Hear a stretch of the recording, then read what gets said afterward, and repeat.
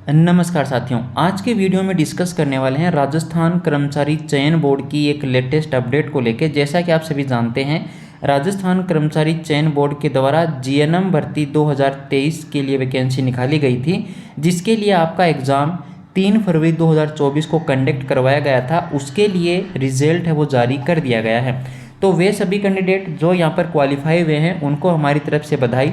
Document verification के लिए यहाँ पर ये लिस्ट जारी की गई है। हालांकि आपको बता दें कि ये लिस्ट फाइनल सिलेक्शन लिस्ट नहीं है, ये केवल प्रोविजनली सिलेक्टेड जो कैंडिडेट हैं उनकी लिस्ट है। जो भी कैंडिडेट इस लिस्ट में अपना रोल नंबर ढूंढ पाएंगे उनको केवल और केवल अभी डॉक्यूमेंट वेरिफिकेशन के लिए जाना होगा। उसके बाद जैसे ही आपका डॉक्यूमेंट वेरिफिकेशन कंप्लीट हो जाएगा, आपके डॉक्यूमेंट सही निकलेंगे, यदि कोई कमी नहीं निकलेगी तो फिर आपके लिए एक फाइनल सिलेक्शन लिस्ट बनाई जाएगी। उसके बाद ही आपको अपॉइंटमेंट लेटर आगे की जो प्रोसेस है वो स्टार्ट होने वाली है। तो देखिए, टोटल यहाँ पर 2338 पोस्ट थी। उनके लिए जो कैटेगरी वाइज जो क्लासिफिकेशन है उसमें 2 गुना कैंडिडेट को यहाँ पर क्वालिफाई किया गया है। मान लीजिए यदि आपके लिए 1 पोस्ट थी तो 2 कैंडिडेट को क्वालिफाई किया गया है। यही आप सभी को यहाँ पे ध्यान रखना है। कट ऑफ, अगर मार्क्स की बात करें कि कट ऑफ क्या रही है, तो चयन बोर्ड के द्वारा इसका भी जिक्र किया गया है कि किस कैटेगरी के लिए क्या कट ऑफ रही है, टीएसपी एरिया की क्या कट ऑफ रही है और जो नॉन टीएसपी एरिया हैं उनके लिए क्या कट ऑफ रही है। तो सभी बातें अलग अलग अपन डिस्कस करने वाले हैं। डॉक्यूमेंट वेरिफिकेशन के लिए कब बुलाया गया है इसके रिगार्डिंग भी अपन डिस्कस करने वाले हैं। अब केवल और केवल राजस्थान में जो सीएचओ वाले कैंडिडेट हैं उनका इंतज़ार है। सीएचओ का वैकेंसी जो निकाली गई थी उसका रिजल्ट कब तक आ जाएगा वह देखने वाला होगा। तो हमें लग रहा है कि कल या फिर नेक्स्ट वीक में तो आपका रिजल्ट 100% डिक्लेयर कर दिया जाएगा। हो सकता है आज नाइट तक भी रिजल्ट आ जाए अगर ऐसा ही होता तो देखिए साथियों, जिनका भी रोल नंबर इस लिस्ट में है आप अपना रोल नंबर मिला लीजिएगा। यहाँ पर रोल नंबर अगर आपका मिल जाता है तो आपके लिए ये अच्छी खबर है। तो चलिए अब कट ऑफ मार्क्स को भी अपन डिस्कस करेंगे। इसके अलावा अपन ये भी डिस्कस करेंगे कि यहाँ पर 1476 कैंडिडेट हैं उनको आखिरकार क्यों अयोग्य घोषित किया गया है, उन्होंने ऐसी क्या गलती कर दी है। तो चलिए सबसे पहले आपको जो नॉन टीएसपी एरिया है उनके कट ऑफ मार्क्स बता देते हैं।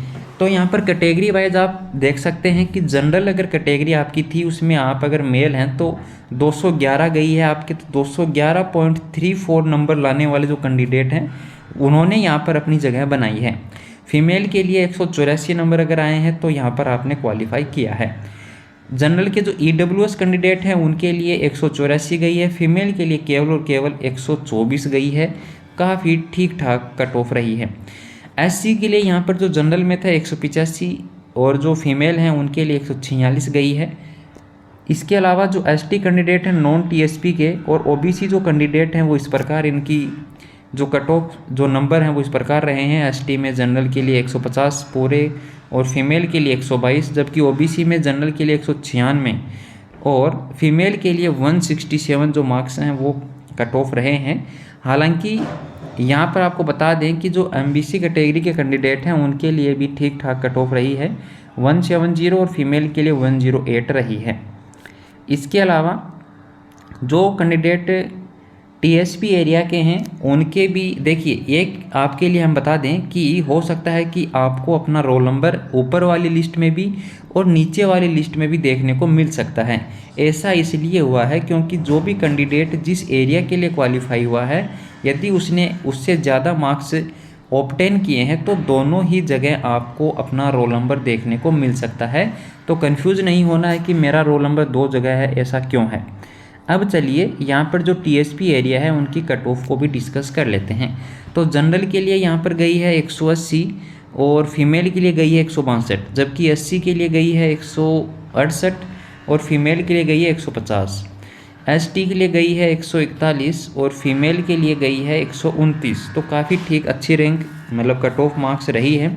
तो जिन्होंने भी इन नंबर को पार कर लिया है उन्हीं का सिलेक्शन यहाँ पर प्रोविजनली हुआ है। अब आपका डॉक्यूमेंट वेरिफिकेशन होने वाला है। तो देखिए राजस्थान कर्मचारी चयन बोर्ड के द्वारा यहाँ पर जो 100 क्वेश्चंस दिए गए थे उनमें से 3 क्वेश्चन डिलीट कर दिए गए हैं। तो टोटल 97 जो क्वेश्चन हैं वो रिमेनिंग रहे थे। उसी के आधार पर यहाँ पर जो है वो लिस्ट बनाई गई है।